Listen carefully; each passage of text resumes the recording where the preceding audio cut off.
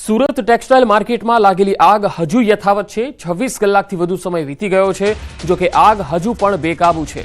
લાખો લીટર પાણીનો મારો છતાં આગ યથાવત છે। રિંગ રોડ પરની શિવશક્તિ માર્કેટની આ ઘટના છે।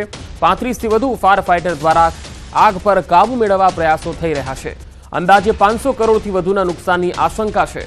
માર્કેટમાં 850થી વધુ દુકાનો બળીને ખાખ થઈ ગઈ છે।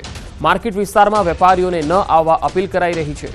मनपा कमिश्नर शालिनी अग्रवाल पण घटना स्थळे पहुंच्या हता। समग्र स्थितिनी समीक्षा करी हती।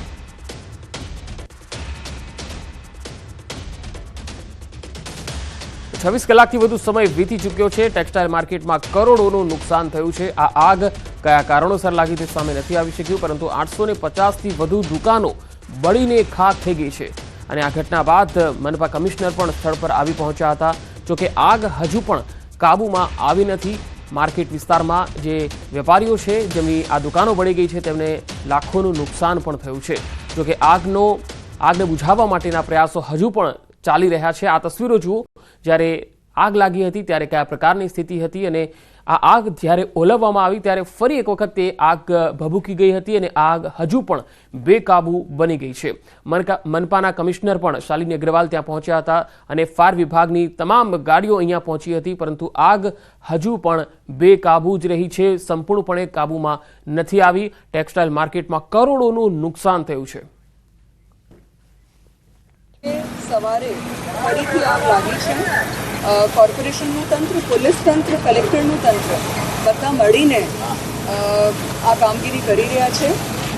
ફાયરની ટીમ જો છે સતત જ્યારથી કાલથી આગ લાગી છે ત્યારથી અહીંયા સ્થળ ઉપર સતત કામગીરી કરી રહી છે। સુરતના રિંગ રોડ પર આવેલી શિવશક્તિ માર્કેટમાં ગઈકાલે લાગેલી આગને 26 કલાક જેટલો સમય થઈ ગયો છે, છતાં પણ આગ હજુ પણ બેકાબુ છે। દ્રશ્ય જોઈ શકાય છે કે ફાયર વિભાગના હાઇડ્રોલિક પ્લેટફોર્મ અલગ અલગ જગ્યા પરથી પાણીનો મારો કરી અને જે પ્રકારે આગને કાબુ મેળવવાનો પ્રયાસ કરી રહ્યા છે। આ એક પ્લેટફોર્મ છે।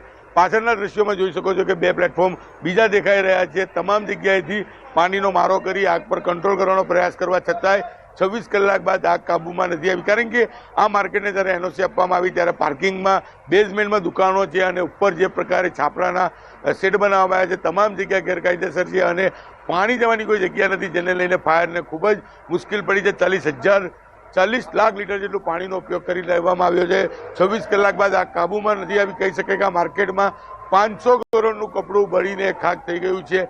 આગ સંપૂર્ણ કાબૂમાં આવ્યા બાદ નુકસાનનો અંદાજ આવી શકે, પણ હાલ 26 કલાક બાદ પણ આગ કાબુ છે। તંત્ર આગને બુઝાવવા માટેનો પ્રયાસ કરી રહી છે અને આજુબાજુની માર્કેટો 25થી 27 જેટલી માર્કેટો આજે બંધ રાખવાની જાહેરાત કરી છે, કારણ કે લોકો મોટી સંખ્યામાં આવે તો ફાયરની કામગીરીમાં તકલીફ પડે, જેને લઈને તમામ વ્યવસ્થા વચ્ચે પોલીસ હોય કે ફાયર વિભાગના જવાનો છેલ્લા 24 કલાકથી સતત મહેનત કરી આગ પર કાબુ મેળવવાનો પ્રયાસ કરી રહ્યા છે અને હજુ પણ આગ પર કાબુ અને કુલિંગની પ્રક્રિયા થતાં મોડી શાંત થાય તેવી શક્યતાઓ દેખાઈ રહી છે।